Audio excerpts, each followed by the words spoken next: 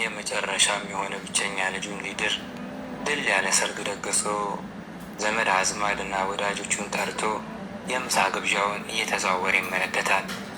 ማን ቀረ ማን መጣ የሚለውን በትኩረት እየተመለከተ ሳለ የቅርብ የግድግዳ ጎረቤቱን ከእይታ ያጣዋል። ግራ በመጋባት እየተዘዋወረ ቢመለከትም ጎረቤቱም ሆነ የጎረቤቱ ልጆች ሊያይ አልቻለም። የልብ ወዳጄ በዛሬ ቀን እንዴት ከጎኔ ይጠፋል እያለ በንዴት ስሜት በመብሰልሰል ላይ ሳለ ድንገት የጎረቤቱ ልጅ ብቅ አለና በፍጥነት ትንሽ ምግብ ቀምሶ ትተወጣ። ይህን ትዕይንት የተመለከተው ደጋሽ በንዴት ተብከነከነ። ይህ አባቱ በደስታው ጊዜ አለመገኘት ሳያንስ ልጁ መጥቶ በምግቡ አላግጦ መውጣቱ አበሳጨው።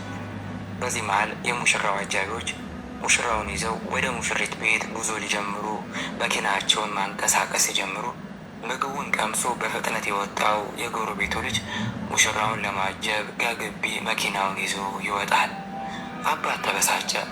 ንዴቱን መቆጣጠር ቢያቅተው በቁጣ መንፈስ ተሞልቶ ወደ ጎረቤቱ ልጅ በመሄድ አባትህ ጎረቤቴ ሆኖ ደስታዬ ላይ አልተገኘም፣ ታላላቅ ወንድሞችህም እነዚያው።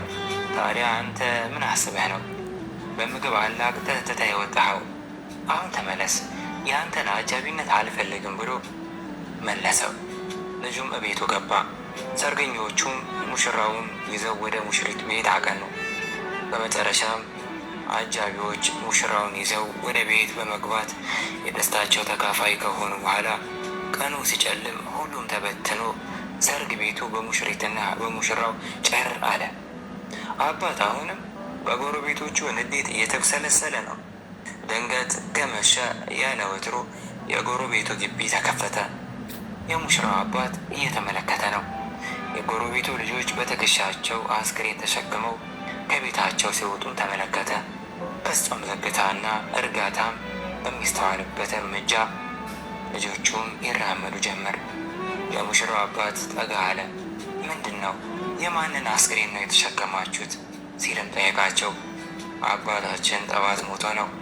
ሲሞትም በሱ ለቅሶ ምክንያት የአንተ ደስታ እንዳይጓደል መሞቱን ከሰርግህ በፊት ለማንም እንዳንናገርና ድምፅ አውጥተን እንዳናለቅስ ተናዞልን ነበር። ለዚያ ነው ድግሱ ላይ መገኘት ያልቻልነው በማለት ጀናዛ የተሸከሙ ልጆች ጉዳያቸውን አስረዱ። ደጋሽ ተጸጸተ። ወላሂ እኔ በሱ ቦታ ብሆን ይህንን የማድረግ አቅም አይኖረኝም ነበር ሲልም የጸጸት እንባ ያነባ ጀመር።